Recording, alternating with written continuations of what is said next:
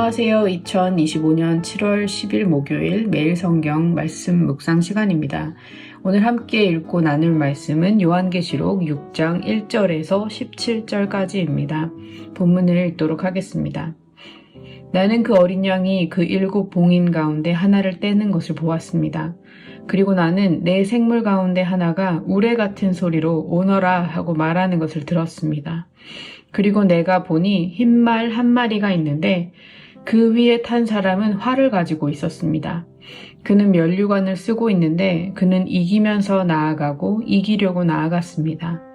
그 어린 양이 둘째 봉인을 뗄 때에 나는 둘째 생물이 오너라 하고 말하는 것을 들었습니다.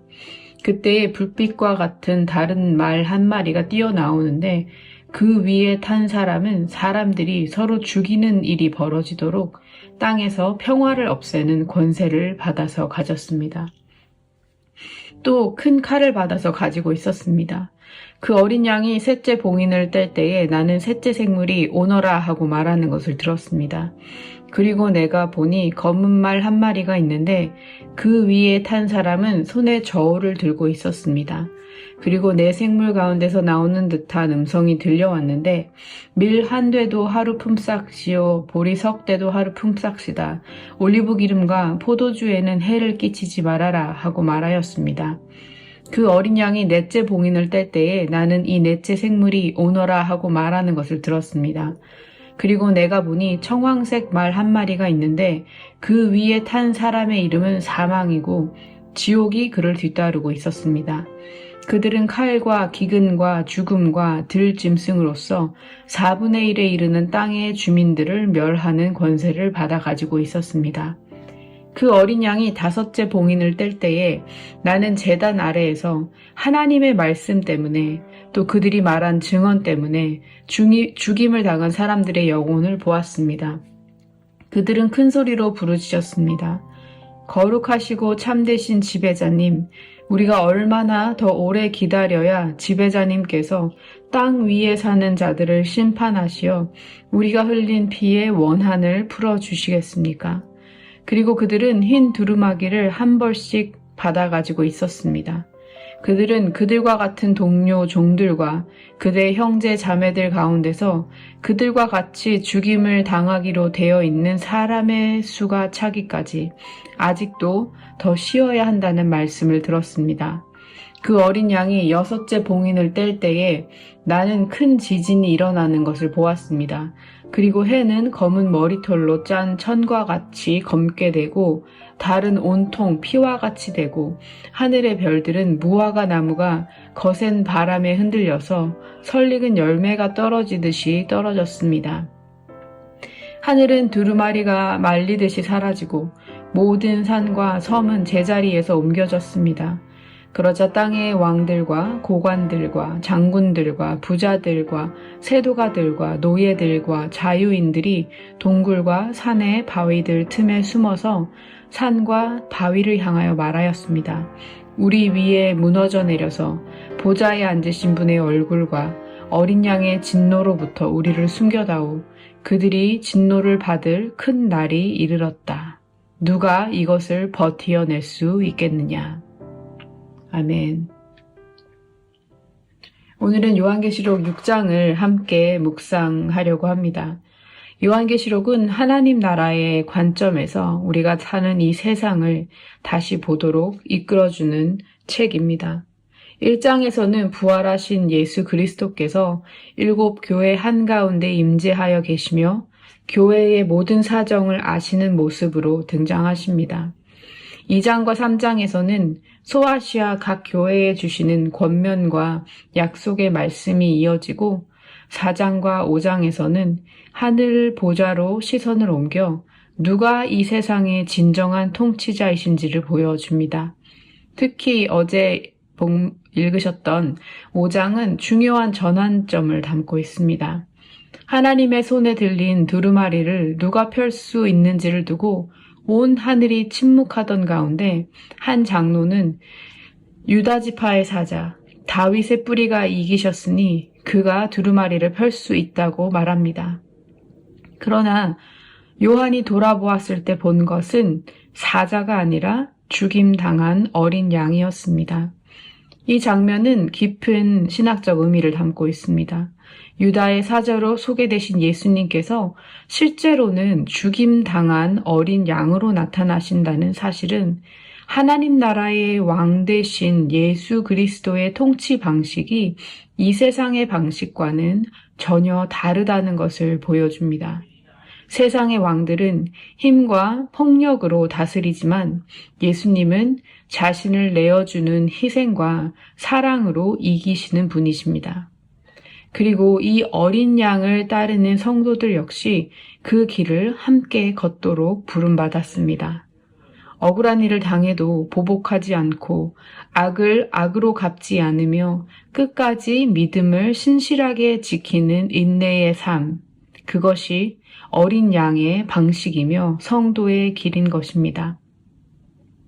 오늘의 본문인 6장에서는 바로 이 어린 양께서 두루마리의 인을 하나씩 떼시기 시작하십니다. 삶을 내어주기까지 순종하고 사랑하신 어린 양만이 그 인을 뗄 자격이 있으십니다.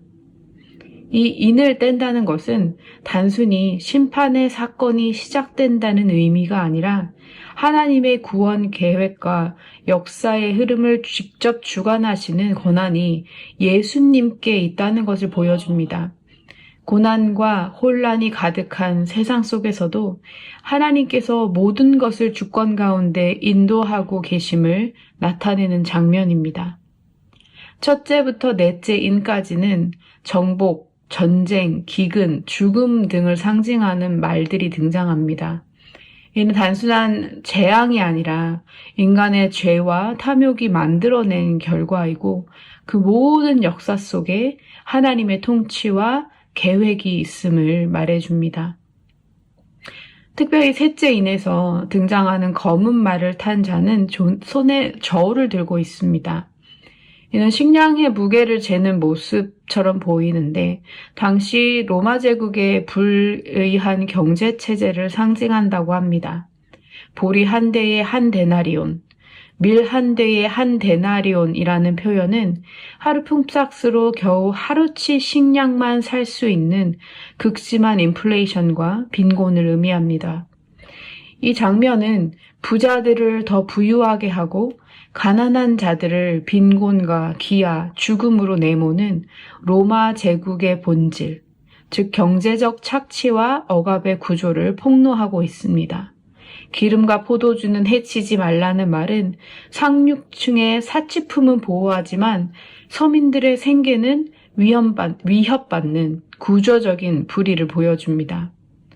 성경은 고난의 원인을 단순히 개인의 문제나 영적인 테스트로만 보지 않습니다. 이 본문은 사회 구조 속에 자리한 불의와 착취, 그리고 그것에 대한 하나님의 분노와 심판을 함께 드러냅니다. 하나님께서 이런 불의한 체제를 외면하지 않으시고 반드시 심판하시고 정의를 세우시겠다고 환상을 통하여 보여주신 것입니다. 다섯째 인이 열릴 때 순교자들의 울부짖음이 들려옵니다. 거룩하시고 참되신 지배자님, 우리가 얼마나 더 오래 기다려야 지배자님께서 땅 위에 사는 사람들을 심판하시어 우리가 흘린 피의 원한을 풀어주시겠습니까?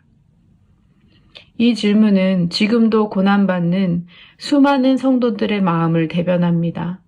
하나님께서는 그들의 외침을 외면하지 않으시고 아직 수가 차지 않았다고 말씀하십니다. 여기서 말하는 수는 단순히 숫자상의 완성을 의미하지 않습니다. 실제로 헬라어 원어에는 숫자라는 단어가 있지 않거든요. 오히려 이 뜻은 지금 이 땅에 살아가고 있는 신실한 형제 자매들이 그들의 신실한 증언을 마칠 때까지라는 의미를 더욱 강조하는 내용입니다.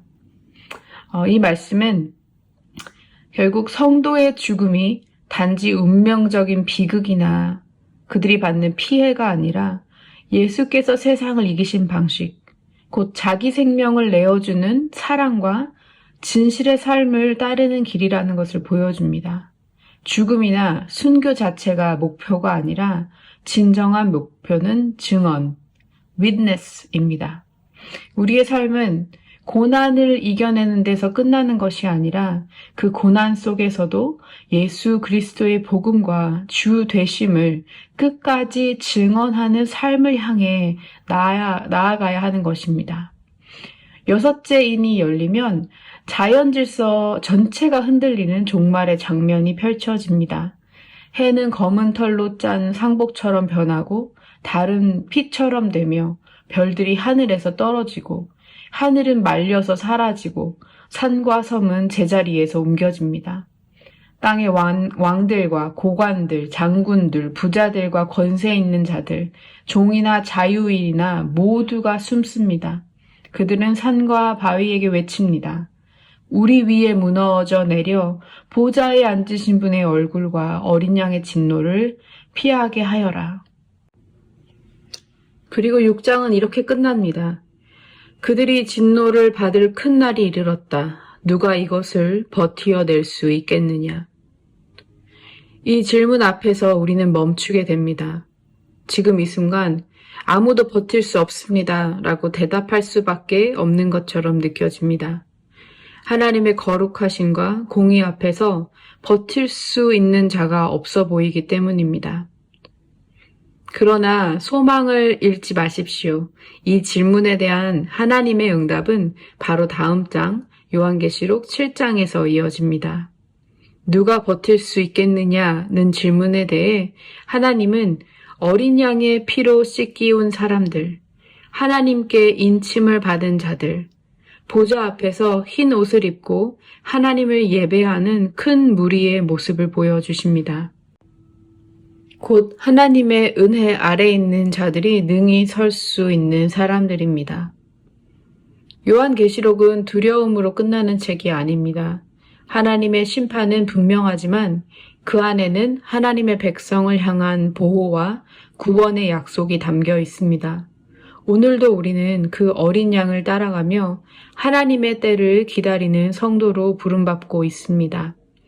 세상은 여전히 혼란스럽고 불의가 이기는 것처럼 보이지만 요한계시록은 분명히 말합니다.